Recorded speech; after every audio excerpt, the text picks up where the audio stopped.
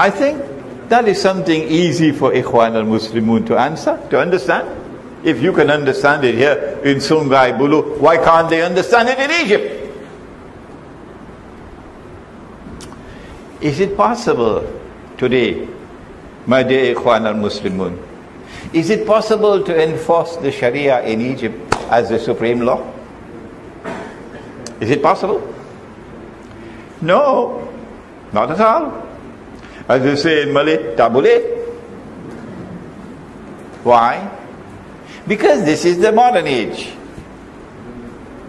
And in the modern age, you now have something called the United Nations Organization. Have you ever heard about it? Ikhwan? And the United Nations Organization has a charter, the Charter of the UN. And the charter gives to the Security Council of the United Nations supreme authority in the world on all matters pertaining to war and peace and security, international peace and security, and they will define what is peace and security. You can't define it. So if Allah in the Quran gives a command and the Security Council gives a different command, which one will prevail? Come on, Ikhwan, answer me. This is Sharia.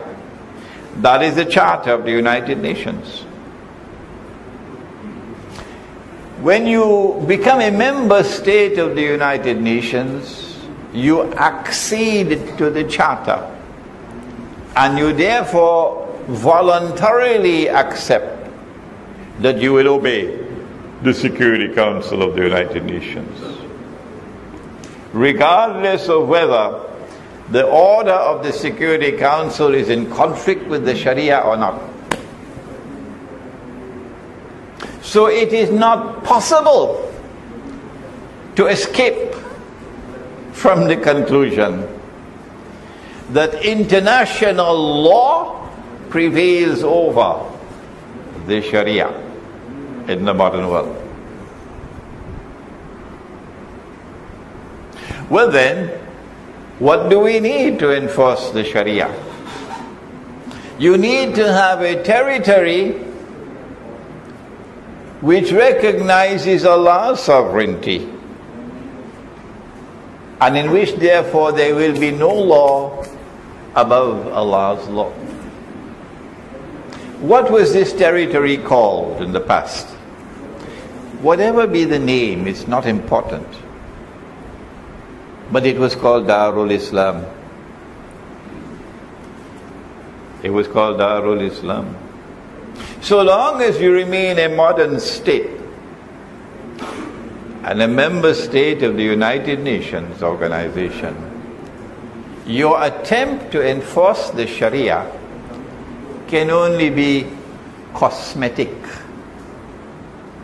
And that is an insult to Allah and to His Messenger. It's better not to put your hand in that pot rather than to make it into something that is unpalatable for Muslims. Yes.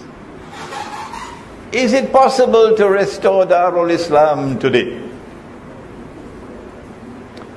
If you want to restore Darul Islam today, you must have the military power to be able to take on all the forces in the world today which are ranged against Islam. Do you have that power? Do you have that power? About 20 years ago, in 1990, the Security Council of the United Nations wanted to adopt a resolution permitting the use of force against Saddam Hussein's Iraq. This is the first war in Iraq. And China was a member of the Security Council, and so was Yemen, so was Cuba, and so was Malaysia. When the resolution came to vote, I think maybe Cuba and Yemen voted no, and China probably abstained. All the Malay people in Malaysia, in Indonesia, in Singapore, in Brunei, were all supporting Saddam. All of them. Malaysian government voted in favor of the resolution. Dr. Mahathir explained. He said if we had voted against, or if we had abstained, they would have destroyed our economy. He was brutally honest and frank. Brutally honest and frank, Dr. Mahathir. You could not survive economically if you cross the line. So do you have the military power to stand up to them when you don't even have the economic power? Huh? You can't continue to live in the comfort zone and stand up against them. No. You cannot restore Darul Islam today unless you restore the Khilafah. Tell me, unless the Zionists appoint your Khalifa for you, which they probably will do in Libya, and when they take over Syria, they do it in Syria. Unless the Zionists appoint the Khalifa, and the Zionists say this is Khilafah, or the Zionists choose an Imamul Mahdi and present him to us, that's the only way you can get Khilafah. You're living in dreamland if you believe you have the power today to restore the Khilafah. The Khilafah can only be restored, in my opinion, because I have studied Ilmu Akhirul Zaman. When Imam al-Mahdi comes, not before. And that may be another 20-25 years from now.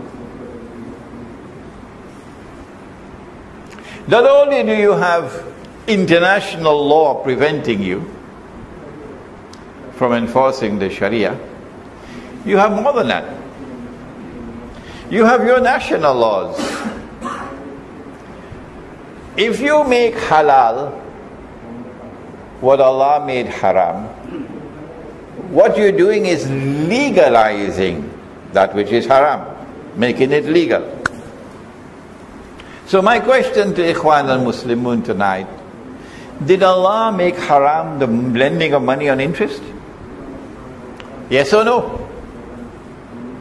Don't ask Al-Azhar University. That's the last place in the world you want guidance from on this matter. Don't ask Al-Azhar University.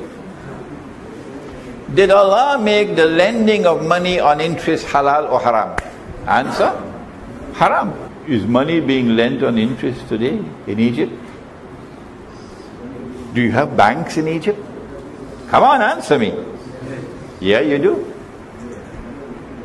If you enforce the Sharia, will you still allow the banks to lend money on interest? Or will you have to stop them?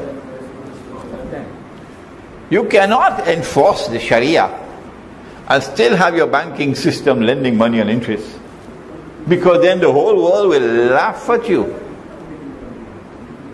What are the implications, therefore, of shutting down the banking industry, banking system? Have you ever thought about it, Ikhwan? Because if you allow money to be lent on interest, I believe you have banks in Malaysia as well, do you? Yes. You do? Yes. And Malaysian banks, they lend money on interest, do they? Putra Islamic banking, non-Islamic banking.